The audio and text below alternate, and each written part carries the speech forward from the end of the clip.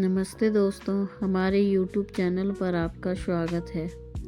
ससुराल में 12 कमरे हिंदी कहानी। एक छोटा सा गांव था। उस गांव में रीमा नाम की लड़की रहती थी। उसकी जब शादी हुई तो पूरे गांव में चर्चा का विषय थी।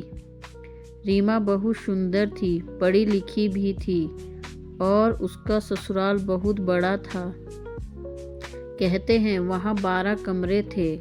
लोगों को लगता था कि इतने बड़े घर में उसे कोई तकलीफ नहीं होगी, लेकिन रीमा का जीवन उतना आसान नहीं था जितना लोग सोच रहे थे।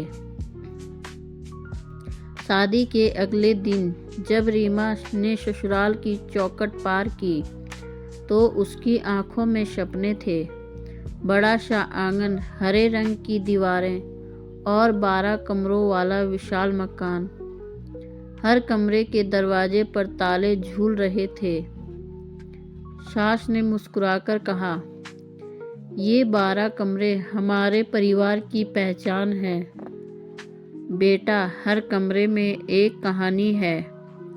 रीमा ने मुस्कुराकर सिर हिलाया, पर उसे नहीं पता था कि ये 12 कमरे उसके जीवन के 12 इम्तिहान बनने वाले हैं। यह कमरा उसकी सास का था। उन्होंने रीमा को अंदर बुलाया। कमरा पुराना लकड़ी के फर्नीचर और पूजा की खुशबू से भरा था। सास ने कहा, बहू, अब ये घर तुम्हारा है, लेकिन याद रखना, इस घर में सब कुछ नियमों से चलता है। रीमा ने सिर झुका दिया। उसके मन में उम्मीद थी कि समय के साथ सब ठीक हो जाएगा। अगले ही दिन उसे रसोई की जिम्मेदारी दी गई। घर में 10 लोग थे। सास, ससुर, देवर, नंदे और उसका पति कवि। रीमा सुबह 4 बजे उठती, चाय बनाती, फिर सबके नाश्ते का इंतजाम करती। कवि कभी भी रीमा की मदद नहीं करता था, लेकिन शिकायत भी नहीं करता। वह बस कहता, ये घर ऐसा ही है, सबको निभाना पड़ता है। एक दिन जब रीमा ने नमक थोड़ा ज़्यादा डाल दिया तो सास ने कहा, हमारे घर की बहुएं ऐसी नहीं होती। देवर हंस पड़ा और ननंद बोली, शहर की लड़की है, क्या जाने घर चलाना। रीमा चुप रही। उस दिन उसने सीखा, इस घर में चुप रहना ही सबसे बड़ा हथियार है। घर का एक कमरा बंद रहता था।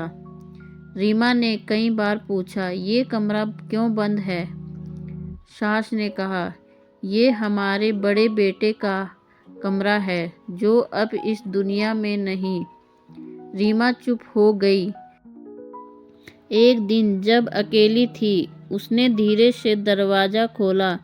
अंदर पुराने खिलौने, एक टूटी गिटार और दीवार पर लगी तस्वीर थी। उसने महसूस किया कि हर घर की दीवारों में कुछ न कुछ दर्द छिपा होता है। धीरे धीरे वह सबकी आदतों को समझने लगी।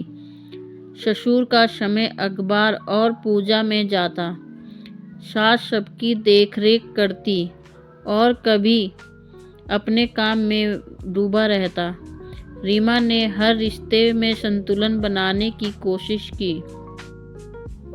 वह घर को एक साथ जोड़ने की डोर बनना चाहती थी।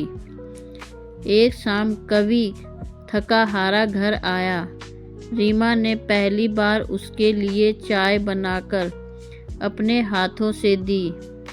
कवि ने मुस्कुराते हुए कहा, तुम्हारे हाथ की चाय में कुछ अलग स्वाद है। रीमा के चेहरे पर हल्की मुस्कान आई। वह जानती थी, प्यार के लिए बड़े बड़े शब्द नहीं, छोटे छोटे एहसास काफ़ी होते हैं।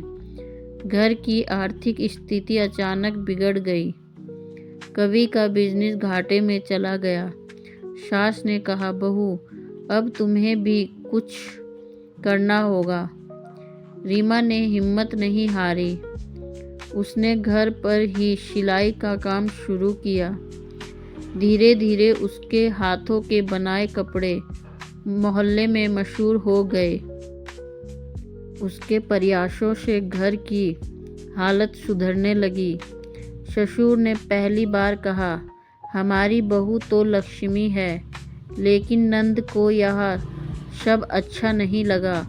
उसने कहना शुरू किया, भाभी तो अब बहुत होशियार हो गई है, घर भी चलाती है, पैसे भी कमाती है।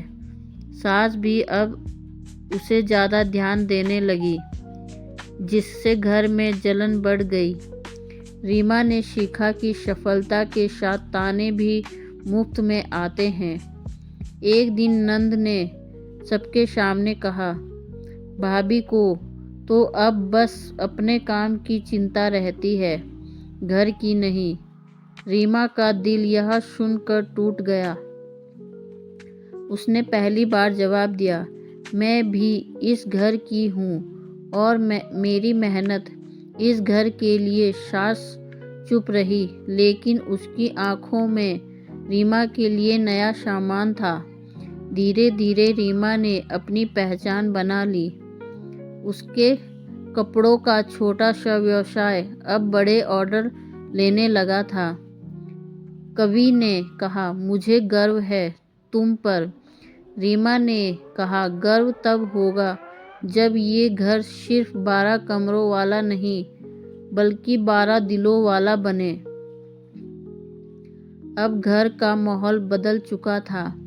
सास रीमा से राय लेती, नंद भी धीरे धीरे उसके करीब आने लगी। रीमा ने एक दिन कहा, हम सब तुम्हारी वजह से एक हैं।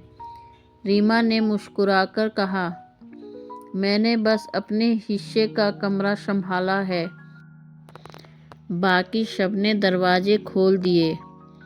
कई सालों बाद जब घर में रीमा की बहू आई, तो उसने वही सवाल पूछा जो रीमा ने अपनी सास से पूछा था, माँ ये 12 कमरे किसके हैं?